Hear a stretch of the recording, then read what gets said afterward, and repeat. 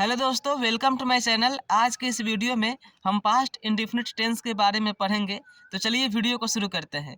सबसे पहले जानते हैं कि पास्ट इंडेफिनिट टेंस की पहचान क्या है। तो देखिए, पास्ट इंडेफिनिट टेंस की क्रिया से यह पता चलता है कि कार्य भूतकाल में किसी समय समाप्त हो गया है। जैसे उसने एक चिट्ठी लिखी थी। चिट्ठी कब लिखी गई है? बहुत पहले लिखी गई है, ठीक है, भूतकाल में, ठीक है।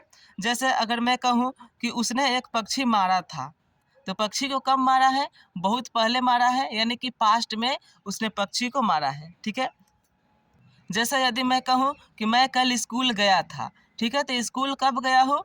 कल गया हूँ, ठीक है। तो ये सभी किसके अंतर्गत आते हैं? भूतकाल में, यानी कि जो समय बीत चुका है उसे भूतकाल कहते हैं, ठीक है। तो कोई भी काम जो भूतकाल में समाप्त हो चुकी हो उसे पास्ट इंडेफिनिट टेंस के अंतर्गत रखते हैं, ठीक है। उस सेंटेंस से पास्ट इंडेफिनिट टेंस का पता चलता है। और एक पहचान है इसकी कि जिस हिंदी वाक्य क्रिया की बनावट धातु प्लस आ, यानी कि जिस हिंदी वाक्य क्रिया के अंत में आ, ई, ए, था, थी या थे होती है, तब इनका अनुवाद पास्ट इंडेफिनिट टेंस में करते हैं, ठीक है। इसकी पहचान ये भी है कि जिस हिंदी वाक्य क्रिया के अंत में आ आए, ई आए, था आए, थी आए, थे आए इत्यादि, तो इसका अनुवाद किस में करेंगे? पास्ट इंडेफिनिट टेंस में करेंगे, ठीक है। तो चलिए हम कुछ पास्ट इंडेफिनिट टेंस के कुछ सेंटेंस को देख लेते हैं। जैसे यहाँ पर मैंने खाया या मैंने खाया था, ये पास्ट इंडेफिनिट टेंस के अंतर्गत ही है। जैसे मैं स्कूल गया, बच्चे गए, सीता ने रोटी खाई इत्यादि। इन सेंटेंस को इंग्लिश में ट्रांसलेट करने के लिए हमें कुछ रूल को फॉलो करना पड़ेगा, स्ट्रक्चर को फॉलो करना पड़ेगा। तो देखिए, यहाँ पर मैंने लिखा है कि इंडेफिनिट टेंस में वर्ब टू का प्रयोग किया जाता है। जब इसको हम इंग्लिश में ट्रांसलेट करेंगे तो किसका यूज करेंगे? वर्ब टू का यूज करेंगे, ठीक है। और मैंने verb one, verb to, V3 निकालने का ट्रिक बतला दिया है। यदि आपने वीडियो नहीं देखे हैं तो जाकर वीडियो देख लीजिए। जैसे ये हमारा वर्ब वन है, इट, रीड, प्ले, एराइज। इसका वर्ब टू क्या हो जाएगा? एट हो जाएगा। इट का एट और वर्ब थ्री इटेन। रीड का रीड, रीड। प्ले का प्लेड, प्लेड। एराइज का एरोज, इरेजन, ठीक है। तो इत्यादि ये क्या है? वर्ब वन है, वर्ब टू है और वर्ब थ्री है। तो पास्ट इंडेफिनिट टेंस में वर्ब टू का प्रयोग किया जाता है, ठीक है।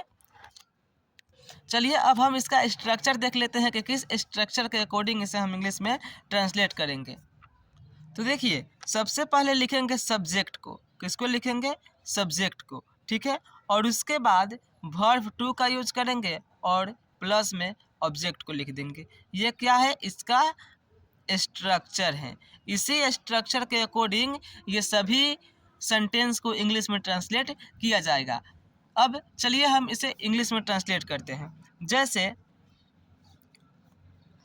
हमारा पहला सेंटेंस है, मैंने खाया या मैंने खाया था। ये बात एक ही है, ठीक है।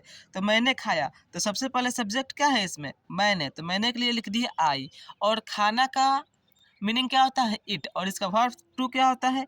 एट। तो आई एट हो गया, ठीक है। जैसे सीता गई या सीता गई थी, तो सबसे पहले सब्जेक्ट को लिखेंगे सीता। सब्जेक्ट है ना सीता, सीता। और जाना का मीनिंग क्या होता है? गो। तो सीता गई, तो गो। और वर्ब टू होता है वेंट, तो सीता वेंट, ठीक है। उसी तरह है मैं स्कूल गया, मैं स्कूल गया। तो यहाँ पर ये मैं जो है सब्जेक्ट है, तो लिख दिए आई, ठीक है। उसके बाद हमें वर्ब टू लिखना है। तो यहाँ पर गया यानी कि जाना वर्ब टू है, तो आई वेंट, ठीक है। उसके बाद टू ऑब्जेक्ट है स्कूल, तो लिख देंगे आई वेंट टू स्कूल। उसी तरह से बच्चे गए, तो बच्चे गए तो क्या लिखेंगे? The children, the children. और जाना के लिए वेंट, बच्चे गए। उसी तरह से सीता ने रोटी खाई, तो सबसे पहले सब्जेक्ट क्या है? सीता। और खाना का मीनिंग क्या होता है? एट। तो सीता एट। और रोटी यहाँ पर ऑब्जेक्ट है, तो सीता एट ब्रेड, ठीक है। उसी तरह से जैसे मोहन पटना गया था, उसने एक चिट्ठी लिखी थी, तो उसने के लिए क्या लिखेंगे? ही, ठीक है। और लिखना का क्या होता है? राइट। और वर्ब टू होता है रोट, तो लिख देंगे ही रोट, ठीक है। और एक चिट्ठी, तो ए लेटर, ठीक है। उसी तरह से ये सभी सेंटेंस जैसे मोहन पटना गया था, मोहन वेंट टू पटना। उसने एक चिट्ठी लिखी थी, ही रूट ए लेटर, वह मेरे पास आया, ही केम टू मी। उसने एक पक्षी मारा था, ही किल्ड ए बर्ड। अब आप इसे कमेंट बॉक्स में कमेंट करिए कि राधा गई का इंग्लिश क्या होगा। ठीक है, उम्मीद करता हूँ कि आपको समझ में आ गई होगी। यदि वीडियो अच्छी लगी हो तो चैनल को सब्सक्राइब एंड वीडियो को लाइक कमेंट शेयर ज़रूर करिएगा। तो मिलते हैं नेक्स्ट वीडियो में। नेक्स्ट वीडियो में हम पास्ट इंडेफिनिट टेंस के नेगेटिव सेंटेंस को इंग्लिश में ट्रांसलेट करना सीखेंगे। ठीक है, तो तब तक के लिए bye. Thanks for watching this video.